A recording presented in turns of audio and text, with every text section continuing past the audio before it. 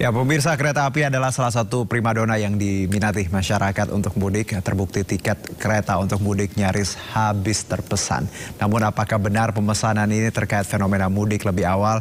Kami akan berbincang dengan Humas PT KAI, Eva Hairunisa. Assalamualaikum, selamat sore Mbak Eva. Ya, Waalaikumsalam, selamat sore. Iya, dengan Herjuno di studio. Mbak Eva, terima kasih sudah bergabung bersama kami. Kalau kita tadi disebutkan bahwa tiket emang banyak sekali sudah ludes, apa benar totalnya seperti apa untuk hari ini Mbak Eva? Ya, baik. Jadi sebenarnya kalau kita bicara mengenai ketersediaan tiket masih ada. Hanya saja memang butuh penyesuaian jadwal keberangkatan ataupun pilihannya ya. Karena memang tiket KA ini sudah dibuka lebih dari 1 bulan yang lalu. Sehingga memang sudah sangat banyak yang melakukan pemesanan di tanggal-tanggal favorit dan juga tujuan-tujuan yang favorit. Karena kan tidak mungkin perjalanan itu semuanya dilakukan dalam kurun waktu tanggal 17 sampai tanggal 21 seperti itu ya kan. Sehingga memang tiket yang disediakan ini sampai dengan 1 juta tiket dari KAI Daup 1 Jakarta ini adalah tiket untuk keberangkatan mulai 12 April sampai dengan tanggal 3 Mei. Seperti itu selama 22 hari.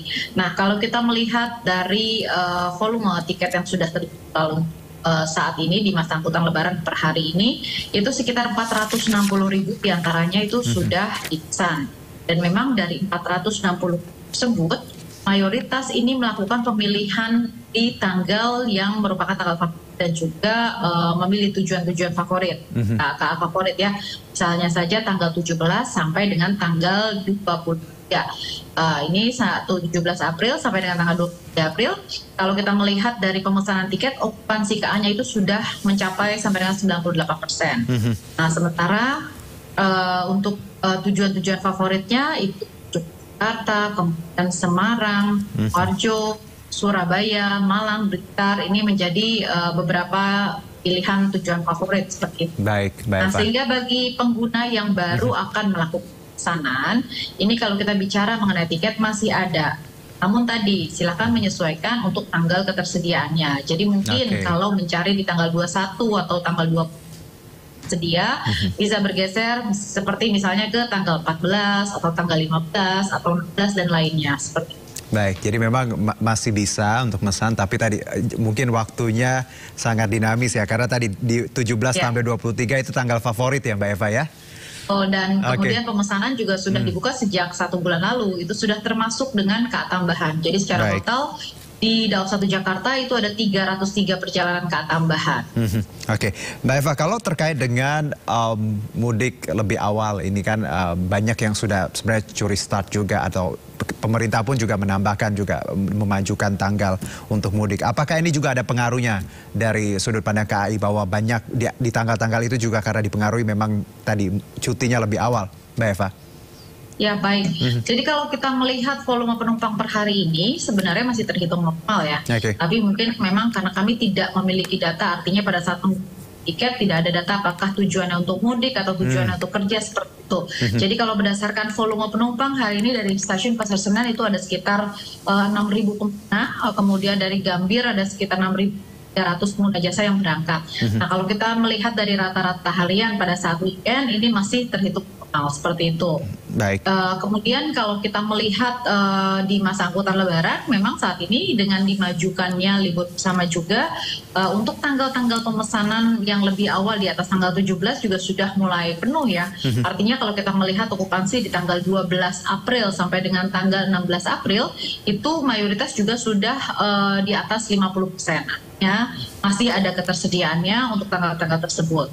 Oke, nah untuk pengendalian sendiri, kalau kita tahu bahwa ini mungkin lebaran kita pertama ya setelah pandemi agak landai dibandingkan tahun lalu. Ada treatment berbeda Mbak Eva ketika teman-teman dari KAI untuk mengendalikan tadi penumpang dan juga puncak arus mudik nantinya?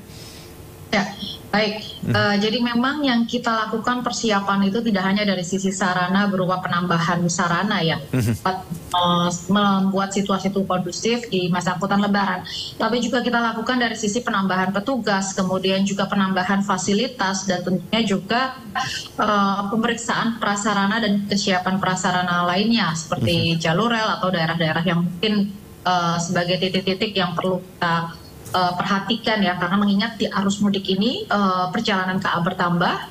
Dan kemudian juga kerap kali terjadi pelanggaran di perlintasan sebidang seperti kendaraan yang menerobos palang pintu yang sudah mulai menutup. Nah, ini juga menjadi concern kami di masa arus mudik ini. Nah, kalau dari sisi petugas sendiri, kita juga nanti akan menambah Customer Service Mobile atau CSM yang akan kita tempatkan di area pelayanan zona 3 atau area sebelum penumpang melakukan boarding. Jadi di sana CSM akan memberikan informasi kepada penumpang ataupun mengarahkan penumpang yang mungkin membutuhkan bantuan pada saat akan melakukan pencetakan tiket, termasuk juga akan mengatur dan mengkondisikan agar flow penumpang itu tidak terganggu dengan kepadatan yang ada di stasiun, karena biasanya pada saat masa arus mudik ini terdapat pengguna jasa yang berangkat dengan membawa barang yang cukup banyak bersama keluarga, dan kemudian biasanya meletakkan barang-barang tersebut di area-area yang dapat mengganggu flow penumpang. Nah, tugas dari CSM nanti salah satunya juga ikut mengatur dan mengarahkan penumpang agar flow penumpang ini tidak tersendat ya, seperti itu, karena adanya penumpukan di satu titik. Okay. Nah, kemudian juga dari sisi petugas pengamanan, kami mengalokasikan sampai dengan 610 petugas personel gabungan yang akan ditugaskan pada masa arus mudik nanti. Dan tentunya kita juga menambah fasilitas seperti misalnya salah satunya yang cukup penting yaitu kursi tunggu ya, baik itu di stasiun Pasar Senen ataupun di stasiun Gambir. Dan selain itu titik dari area untuk juga kita tambah. Seperti contohnya di Gambir ini kalau saat ini hanya hall bagian selatan itu untuk area boarding, nantinya kita akan tambah pada saat masa angkutan lebaran, sehingga hall di bagian utara ini juga akan terdapat tempat untuk melakukan boarding seperti. Oke, baik. Yang juga menjadi perhatian saya, bahwa saya juga baru baca nih Mbak Eva bahwa di 14 sampai 17 ada diskon ya 20%, ada sekitar 31.300 tiket. Itu bagaimana tuh Mbak? Boleh infonya, siapa tahu yang nonton ingin berburu diskon untuk kereta api? Baik, terima kasih. Jadi kalau terkait tiket diskon tersebut, jadi memang ada tiket diskon dan diskon sampai dengan 20% ya, sampai dengan 20% yang ini diperuntukkan keberangkatan tanggal 14 sampai dengan 17 April ya, 14 sampai dengan 17 April. Kemudian untuk pemesanan, periode masa pemesanannya itu tanggal 9 mulai hari ini, tanggal 9 sampai dengan tanggal 13 April besok. Nah, ini memang kalau dari area 21 Jakarta sendiri alokasinya itu sekitar 2.550. Kalau 31.000 tadi mungkin keseluruhan KAI secara keseluruhan ya. Jadi kalau untuk dari area 21 Jakarta keberangkatan stasiun Gambir ataupun juga stasiun Pasar Senen itu terdapat alokasi sekitar 2.550. Nah, ini tidak langsung dilepas, tapi per hari itu akan dialokasikan sekitar 510 tiket. Jadi setiap harinya itu dialokasikan mulai tanggal 9 sampai dengan tanggal 13 untuk jadwal keberangkatan. Tanggal 14 sampai dengan tanggal 17. Nah, ini tiket-tiketnya tersedia baik itu tiket KA ekonomi ataupun juga eksekutif, seperti nanti mungkin bisa dilakukan pengecekan melalui aplikasi KAI Akses. Oke, jadi untuk di kategori ekonomi dan eksekutif ya Mbak Eva, ya luxury semuanya tidak ya, beda ya? Nah, luxury tidak termasuk. Iya, baik. Nah, untuk mungkin kalau kita bicara puncak Mbak Eva, kapan kira-kira prediksi dari KAI sendiri puncak arus mudik? Kita tahu tadi bahwa di 17.23 itu memang padat sudah 98%, tapi kalau puncak sendiri kira-kira di tanggal berapa Mbak Eva? Ya, jadi kalau kita melihat berdasarkan data pemesanan tiket ya, memang tertinggi itu untuk saat ini, paling tinggi itu pemesanan tiket untuk pemilihan jadwal tanggal 19 April dan juga tanggal 21 April. Jadi tanggal 19 April dan tanggal 21 April berdasarkan data kami, itu angka pemesanannya sudah mencapai okupansinya 98%, seperti itu. Baik, terakhir mungkin Mbak Eva, kita bicara mengenai terkait bagaimana ya prosedur.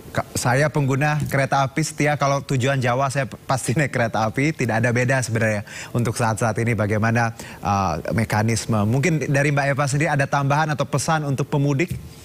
Ya, pesan yang ingin saya sampaikan yang paling penting ini perhatikan syarat dan ketentuan ya pada saat sebelum akan berangkat. Jadi beberapa hari sebelum jadwal keberangkatan untuk dicek kembali apakah semua kelengkapan dan juga persyaratan sudah dapat dipenuhi atau belum. Seperti salah satunya misalnya persyaratan vaksin.